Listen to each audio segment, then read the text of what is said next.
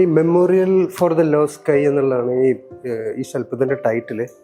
GI പൈപ്പും rubber കൂടെ എന്താണ് അതിൻ്റെ ഒരു മെറ്റീരിയൽ അതാണ് സാർ. അപ്പോൾ ഇത് വളരെ വെർട്ടിക്കലായിട്ടുള്ള ഒരു കോമ്പോസിഷനാണ്. അപ്പോൾ ഒരു വെർട്ടിക്കലായിട്ടുള്ള സിറ്റി ഡെവലപ്മെൻറ്റ് അല്ലെങ്കിൽ അതിനോടനുബന്ധിച്ച് വരുന്ന വെർട്ടിക്കൽ വയലൻസ്, ഇതാണ് എൻ്റെ ഒരു കൺസെപ്റ്റ്. അതിനൊരു ട്രോളിൽ തന്നെ വെച്ചിരിക്കുന്നത് എപ്പോഴും മൂവ് ചെയ്യുന്ന അല്ലെങ്കിൽ ഒരു മൂവ്മെൻറ്റിൻ്റെ തുടർച്ചകളാണ്. ആ മൂവ്മെൻറ്റ് എവിടെ നമുക്ക് നിർത്തണമെന്നോ അല്ലെങ്കിൽ എവിടെ നിൽക്കുമെന്നോ നമുക്ക് പ്രവചിക്കാൻ പറ്റില്ല. ഈ വെർട്ടിക്കൽ ഗ്രോത്തിനെ അല്ലെങ്കിൽ ഈ വെർട്ടിക്കലായിട്ടുള്ള ഈ സിറ്റി സെൻ്ററായിട്ടുള്ള ഡെവലപ്മെൻറ്റിനോടൊപ്പം വരുന്ന പലതരത്തിലുള്ള വയലൻസിനെയും മൈനർ ബോഡീസിനോടുള്ള ആക്രമണത്തെയും ഡെപ്പിക്റ്റ് ചെയ്യുക എന്നുള്ളതായിരുന്നു എൻ്റെ ഒരു ഐഡിയ. സത്യം പറഞ്ഞാൽ ആ പെയിൻറ്റിങ്ങിലെ ഇമേജിൽ നിന്നാണ് സത്യം പറഞ്ഞാൽ ഇത് തുടങ്ങുന്നത്. സത്യത്തിൽ ഈ ഡ്രസ്സസ് ഒരു അംബ്ലിക്കൽ കോഡിൽ നിന്നൊക്കെ ഡെവലപ്പ് ചെയ്ത്, ഒരു സ്ത്രീയുടെ ബോഡിൻ്റെ അംബ്ലിക്കൽ കോഡിൽ നിന്ന് ഡെവലപ്പ് ചെയ്ത് വരുന്ന ഡ്രസ്സുമല്ല, അല്ലെങ്കിൽ അതൊരു ബോഡിയും അതിനിടയ്ക്കുള്ള ഒരു തരത്തിലുള്ള ഒരു പ്ലേ ആണ് സത്യത്തിൽ. അതിൽ നിന്നാണ് സത്യം പറഞ്ഞാൽ ഇത്തരം ഒരു വളരെ വെർട്ടിക്കലായിട്ട് ഉയർന്നു പോകുന്ന ഒരു കൺസെപ്റ്റൽ റിയാലിറ്റി എന്ന് വേണമെങ്കിൽ തന്നെ പറയാം.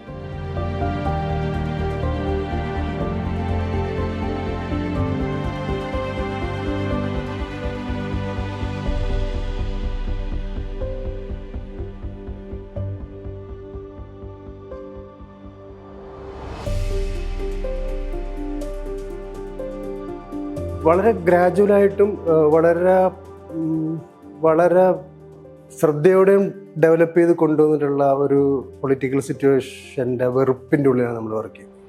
അതിൻ്റെയൊക്കെ ഒരു തുടക്കം, കാരണം ഈ 97 ശേഷമുള്ള ഈ പലതരം തകർക്കലുകൾ, അതായത് ഈ ന്യൂനപക്ഷ വേട്ട ഉൾപ്പെടെ അല്ലെങ്കിൽ ന്യൂനപക്ഷ ആരാധനാലയങ്ങൾ തകർക്കുക, പ്ലാൻഡ് ആയിട്ടുള്ള ജനോസൈഡ്സ് ഉണ്ടാക്കുക, അതിലൂടെ അധികാരത്തിൽ വരിക, അതിൻ്റെ ഏറ്റവും പാരമ്യത്തിൽ എത്തി നിൽക്കുന്ന ഒരു സ്ഥിതിവിശേഷത്തിൽ ഈ എതിർ ശബ്ദങ്ങളെയൊക്കെ ഇല്ലാതായിക്കൊണ്ടിരിക്കുന്ന ഒരു സിറ്റുവേഷനിൽ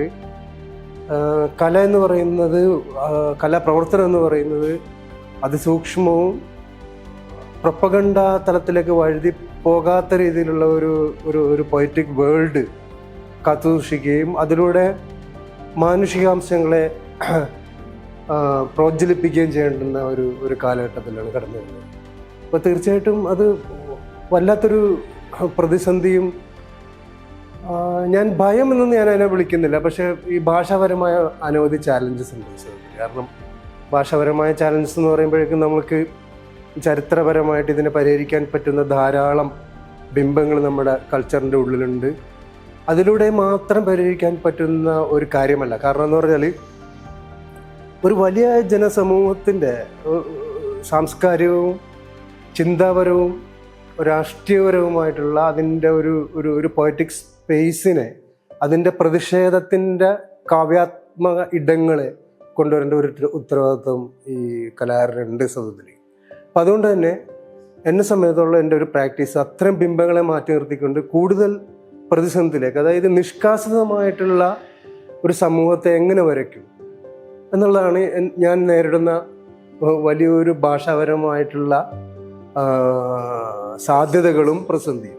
ഒരേ സമയം സാധ്യതയും പ്രതിസന്ധിയുമാണ്. അതുപോലെ തന്നെ വ്യക്തിയുടെ ഗുണങ്ങളെയും ഒരു സമൂഹത്തിൻ്റെ ഗുണങ്ങളെയും ഇല്ലായ്മ ചെയ്തുകൊണ്ട് തന്നെ വെറും ഒരു കൂട്ടുമായി കാണുന്ന ഒരു പവർ സിസ്റ്റത്തിൻ്റെ ഉള്ളിൽ നമ്മളെങ്ങനെയാണ് ഒരു ഭാഷ ക്രിയേറ്റ് ചെയ്യുകയും അതിന് കൂടുതൽ ചരിത്രപരമായ ഭാഷ മുന്നിൽ കൊണ്ടുവരണം. അതായത് ഭാഷയുടെ ചരിത്രപരതയെ മുൻനിർത്തിക്കൊണ്ട് നമ്മളെങ്ങനെ പുതിയൊരു ആവിഷ്കാരത്തിലേക്ക് കടക്കുമെന്നുള്ളതാണ് സത്യം പറഞ്ഞാൽ കണ്ടംപററി ആർട്ടും കണ്ടംപററി കലാകാരനും നേരിടുന്ന ഏറ്റവും വലിയ ചാലഞ്ച് എന്ന് പറഞ്ഞാൽ.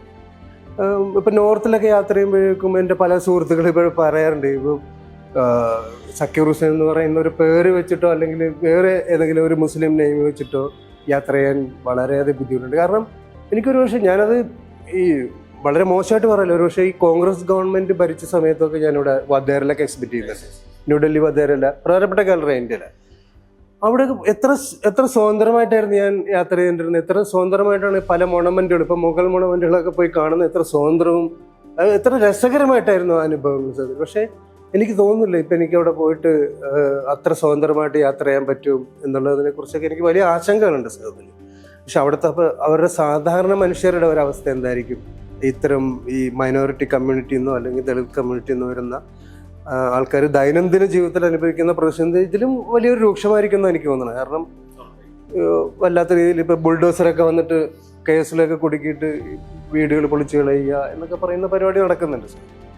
ഒരു ഡ്യൂബിയസ് ആയിട്ടുള്ള ഒരു തലമാണ് സത്യത്തിൽ. കേരളം ഹിപ്പോക്രസിയുടെ ഏറ്റവും വലിയ ഒരു മേഖലയാണ് സത്യത്തിൽ. കാരണം ഈ മൈന്യൂട്ടായിട്ട് നമ്മൾ പരിശോധിക്കുമ്പോഴേക്കും നമ്മളുടെ ഉള്ളിലേക്ക് ഇൻഫ്ലുറേറ്റ് ചെയ്ത് കടന്നു വരുന്നുള്ള വെറുപ്പിൻ്റെ സാന്നിധ്യം പല രീതിയിൽ നമുക്ക് പ്രകടമാണെന്നുള്ളതാണ് സത്യം. കാരണം അത് അത്രമാത്രം ആഴത്തിലേക്ക് വേറിറങ്ങിയിട്ടുണ്ട് മലയാളിയുടെ ഉള്ളിൽ സത്യത്തിൽ. അതിൻ്റെ പ്രതിസന്ധി ഇപ്പോൾ ഒരു പക്ഷേ നമ്മൾ തെരുവിലോ അല്ലെങ്കിൽ ഒരു ഷോപ്പിലോ അല്ലെങ്കിൽ പല പല രീതികളിലായിരിക്കും അത് നമ്മൾ അറ്റാക്ക് ചെയ്യുന്നത് സത്യത്തിൽ. കേരളത്തിലും അതിൻ്റെ കാര്യങ്ങളൊക്കെ തുടങ്ങിക്കഴിഞ്ഞിട്ടുണ്ട്. അല്ലെങ്കിൽ അത്തരം വോയിസിനെ വല്ലാത്ത രീതിയിൽ ക്രഷ് ചെയ്യുന്നുണ്ട് സത്യത്തിൽ. ഇപ്പം എനിക്ക് തോന്നിയിട്ടുള്ളത് ഈ ഇൻ്റലക്ച്വൽ ഒരു തലത്തിൽ തന്നെ ഈ ഒരു ദളിത് ആയിട്ടുള്ള അല്ലെങ്കിൽ അത്തരം ഒരു ചിന്താ പദ്ധതിയാണ് അത് കുറെ കൂടെ വെളിവായി വരുന്നതെന്ന് എനിക്ക് തോന്നുന്നത്. അല്ലെങ്കിൽ അതുമായിട്ടൊക്കെ ബന്ധപ്പെട്ട് നിൽക്കുന്ന ഒരുതരം ഒരു ഔട്ട്സൈഡ് ഒരു തിങ്കിങ് പ്രോസസ്സാണ് സത്യം പറഞ്ഞാൽ കുറെ കൂടെ ജീവസുറ്റായിട്ട് വരുന്നെന്ന് തോന്നുന്നു എനിക്ക്. അല്ലാത്ത രീതിയിലുള്ള വലിയൊരു ഈ ഒരു ട്രഡീഷണൽ പറയുന്നവരുടെ കാര്യങ്ങൾ ഇപ്പോഴും ഒരു വലിയൊരു പ്രതിസന്ധി അവർ നേരിട്ടുണ്ടെന്ന് എനിക്ക് പലപ്പോഴും തോന്നിയിട്ടുണ്ട് സത്യത്തിൽ. അത് ഞാൻ പറയുന്നത് ഇതൊരു ഐഡന്റിറ്റിയുടെ ഒരു പ്രശ്നമല്ല, പക്ഷേ ഈ മനുഷ്യന്റെ ഉള്ളിൽ അനുഭവിക്കുന്ന അല്ലെങ്കിൽ മനുഷ്യനെ വല്ലാത്ത രീതിയിൽ ശത്രുക്കളാക്കി മാറ്റുന്ന ഒരു തലത്തിനെ നമ്മൾ പൊളിറ്റിക്കലായിട്ട് കാണേണ്ടെന്നാണ് ഞാൻ പറയുന്നത്. അത് വോട്ട് ബാങ്കിൻ്റെ ഒരു പ്രശ്നമല്ല, മറിച്ച് അത് കൾച്ചറിൻ്റെ ഒരു പ്രശ്നമാണ്. ഈ സംസ്കാരത്തിൻ്റെ അതിൽ പണിയെടുക്കുന്ന ആൾക്കാർ അതെങ്ങനെയാണ് അതിനെ ടാക്കിൾ ചെയ്യുന്നതിൻ്റെ ഉള്ള ഒരു ചാലഞ്ച് ഉണ്ട് വല്ലാത്ത രീതിയിൽ. എനിക്ക് സത്യം പറഞ്ഞാൽ ഈ ആർട്ട് വർക്കിൻ്റെ ഒരു തലത്തിലുള്ള ഒരു ഭാഷയുടെ തലത്തിലുള്ള ഒരു പ്രശ്നമല്ല, മറിച്ച് ഒരു മനുഷ്യ സമൂഹം അല്ലെങ്കിൽ അത്തരം മനുഷ്യർ ഇത് ദൈനംദിനമായിട്ട് നേരിടുന്ന ഒരു കാര്യങ്ങൾ എനിക്ക് വല്ലാത്ത രീതിയിൽ എന്നെ ഉലക്കാറുണ്ട്. പക്ഷേ അതിൻ്റെ ഒരു സോഴ്സ് ഒരു പക്ഷേ എൻ്റെ ഭാഷയുടെ ഒരു സോഴ്സ് ആയിരിക്കാം. തീർച്ചയായിട്ടും ആ പറയുന്നൊരു കാര്യങ്ങൾ ബാലൻസ് ചെയ്തു പോകുന്ന ഒരു തരം പ്രക്രിയയാണ്.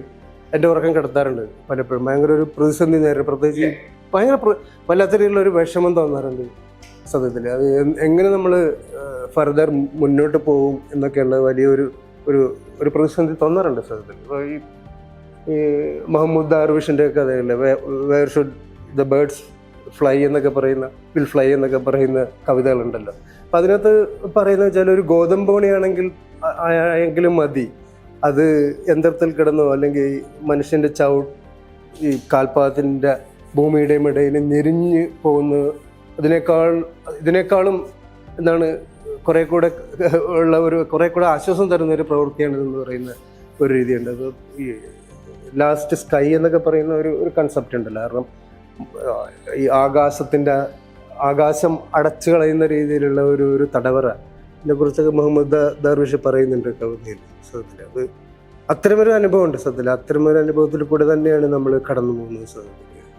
പ്രതിസന്ധികളാണ് സത്യം പറഞ്ഞാൽ ഒരു ഭാഷ ഡെവലപ്പ് ചെയ്തെടുക്കുന്നത് സത്യത്തിൽ. കാരണം ഒരു ചലഞ്ചുമില്ലാത്ത രീതിയിലുള്ള ഒരു കാലഘട്ടത്തിലൂടെയും ഒരു ആർട്ടിസ്റ്റ് കടന്നു പോകുന്നില്ല സത്യത്തിൽ.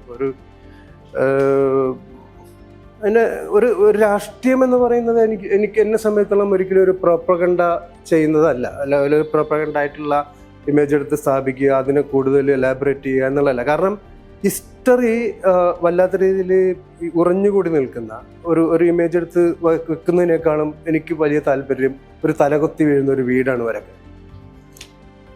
മനസ്സിലായോ? അത് കുറെ കൂടെ മനുഷ്യ ജീവിതത്തോടും ആ മനുഷ്യരെ അനുഭവിക്കുന്നത്, അതിപ്പോൾ മുസ്ലിം ആയിരിക്കാം, ദളിതനായിരിക്കാം, അല്ലെങ്കിൽ ഏതെങ്കിലും വേറൊരു ഹിന്ദു ആയിരിക്കാം, ഹിന്ദുവിലെ മേൽ ഇതായിരിക്കാം, അതൊക്കെ വേറെ പ്രശ്നം. കാരണം തലകുത്തി വീഴുന്ന ഒരു വീട് റെപ്രസെന്റ് ചെയ്യുന്നത് ഒരിക്കലും തലകുത്തി വീഴുന്ന വീടല്ല, ഒരു തലകുത്തി പോകുന്ന ജീവിത വ്യവസ്ഥ തന്നെയാണ്. അത് ജീവിത ആവിഷ്കാരത്തിന്റെ ഭാഗമായിട്ട് നിൽക്കാനാണ് എനിക്ക് എപ്പോഴും താല്പര്യം. അതുകൊണ്ട് എനിക്ക് മനുഷ്യ ജീവിതത്തോടൊക്കെയാണ് എനിക്ക് കൂടുതൽ താല്പര്യം തോന്നുന്നത്. Yeah, really beautiful. I really love the mixed medium. I love the ink ones. The ink is very, very, I love the use of the strokes, the colors. Yeah, it's very emotional. very raw, the kind of like bodily themes. Really like it, yeah. ഏതെങ്കിലും ഒരു പ്രദേശത്തുള്ള പ്രത്യേക മനുഷ്യരല്ല സത്യം പറഞ്ഞ ഒരു art മനസ്സിലാക്കുന്നതെന്നിരിക്കുന്നത്. കാരണം ഈ കൊച്ചിയിലെയും കോഴിക്കോടെയും മലപ്പുറത്തെയും തിരുവനന്തപുരത്തെയും കൊല്ലത്തെയും ആ രീതിയിലുള്ള ഒരു എന്താണ് ഒരു പ്രതിചിന്ത ഉണ്ടാക്കുന്ന ആൾക്കാരാണ്, അല്ലെങ്കിൽ പ്രതിചിന്തയുള്ള മനുഷ്യരാണ് ഈ ഇതിൻ്റെ വലിയൊരു സപ്പോർട്ടീവായിട്ട്, അല്ലെങ്കിൽ അതിനെ കുറെ കൂടെ എന്താണ് നവീനമാക്കുകയും അല്ലെങ്കിൽ അതിനെ കുറെ കൂടെ അത് കണ്ട് മനസ്സിലാക്കാൻ ശ്രമിക്കുകയും ചെയ്യുന്നത്. അത്തരമൊരു പ്രതിചിന്ത ഇന്ന് കേരളത്തിൻ്റെ ഇടങ്ങളിലുണ്ടെന്നാണ് ഞാൻ മനസ്സിലാക്കുന്നത്. ഒരു പക്ഷേ എല്ലാ പ്രാദേശിക കൾച്ചറുകളും പോലെ അതിൻ്റെ കലറുകൾ പോലെ കൊച്ചിക്കും ഒരു സംസ്കാരമുണ്ട് സത്യത്തിൽ.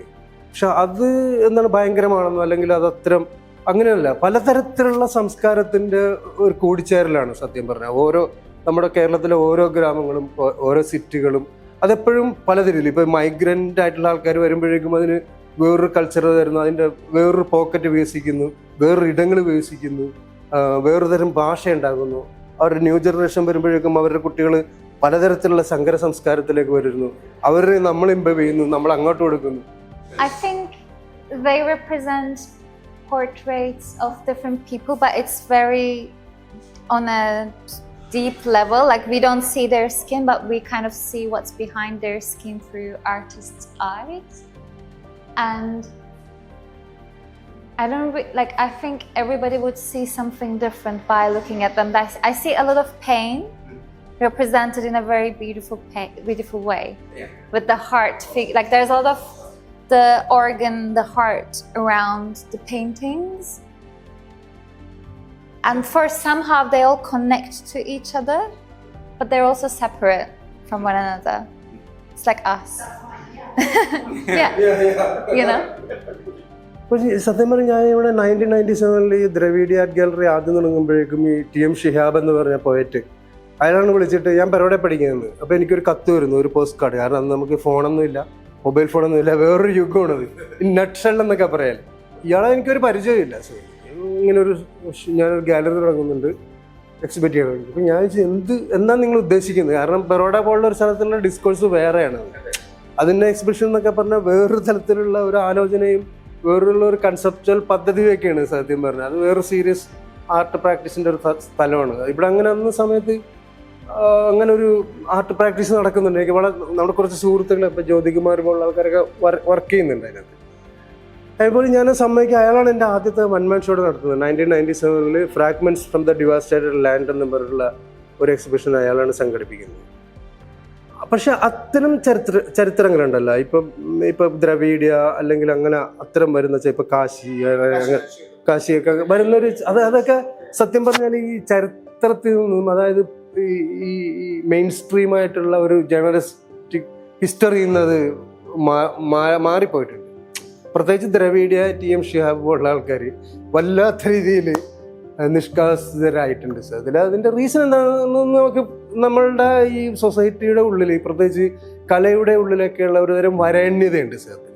അതുകൊണ്ട് തന്നെയാണ് അത് നിഷ്കാസരായി പോകുന്നത്. അല്ലെങ്കിൽ അതിൻ്റെ കോൺട്രിബ്യൂഷൻ്റെ മോശത്തരമൊന്നുമല്ല, അത് അതിനകത്ത് ഇൻവോൾവ് ചെയ്തിട്ടുള്ള ആർട്ടിസ്റ്റുകളുടെ അവരുടെ ക്രിയേറ്റിവിറ്റിയുടെ കുറവോ ഒന്നുമല്ല സത്യത്തിൽ. കാരണം നമ്മൾ ഇപ്പോഴും ഒരു തരം സവർണതയെ നമ്മളെപ്പോഴും ഈ പ്രോത്സാഹിപ്പിക്കുന്നുണ്ട്, കലയുടെ ഇടങ്ങളിലാണെങ്കിലും ജീവിതത്തിൻ്റെ ഇടങ്ങളിലാണെങ്കിലും. അതിൻ്റെയൊക്കെ തന്നെ റിഫ്ലക്ഷനാണ് സത്യം പറഞ്ഞാൽ അങ്ങനെ സംഭവിക്കുന്നത്. കാരണം എന്നെ സംബന്ധിച്ച് ഈ വർക്ക് ഓഫ് ആർട്ട് എന്ന് പറയുന്നത് ഒരു വിഷ്വൽ എക്സ്പീരിയൻസാണ്. അതിനെ വാക്കുകൾ കണ്ട് വിശദീകരിക്കാൻ സ്വന്തം ബുദ്ധിമുട്ടാണ്. ഞാൻ അങ്ങനെ കാണുന്നുമില്ല, അങ്ങനെ ഒരു വിശദീകരണമല്ല, കാഴ്ചയാണ് പ്രധാനമായിട്ടും ഉദ്ദേശിക്കുന്നത്.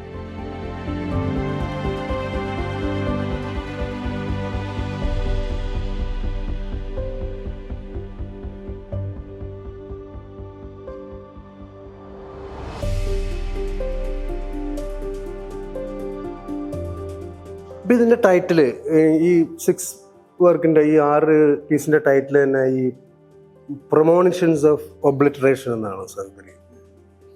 അതായത് ഈ മായ്ക്കപ്പെടുന്നതിൻ്റെ അപായ സൂചനകൾ എന്നൊക്കെ വേണമെങ്കിൽ നമുക്ക് മലയാളത്തിൽ പറയാം. അപ്പോൾ അതിൻ്റെ ഒരു സബ് ടൈറ്റിലായിട്ട് വരുന്നത് migrant labours performing in the unknown corner of Kochi എന്നാണ് അതിൻ്റെ ടൈറ്റിൽ. അപ്പോൾ ഇതിൻ്റെ കയ്യിലിരിക്കുന്ന പലതരത്തിലുള്ള ഇമേജസ് ഈ മൈഗ്രൻ്റ് ഒരു സ്ഥലത്തുനിന്ന് വേറൊരു സ്ഥലത്തേക്ക് അടിച്ചോടിക്കപ്പെടുന്ന ഇമേജസ് ഉണ്ട്, ഡിജിറ്റൽ നമ്പേഴ്സ് ഉണ്ട് ഐഡൻറ്റിറ്റിയുമായിട്ട് ബന്ധപ്പെട്ട. അതിനോടൊപ്പം തന്നെ ഈ പക്ഷിയുടെ എംബ്ലിക്കൽ കോഡ് കണക്ട് ചെയ്യപ്പെടുന്നുണ്ട്.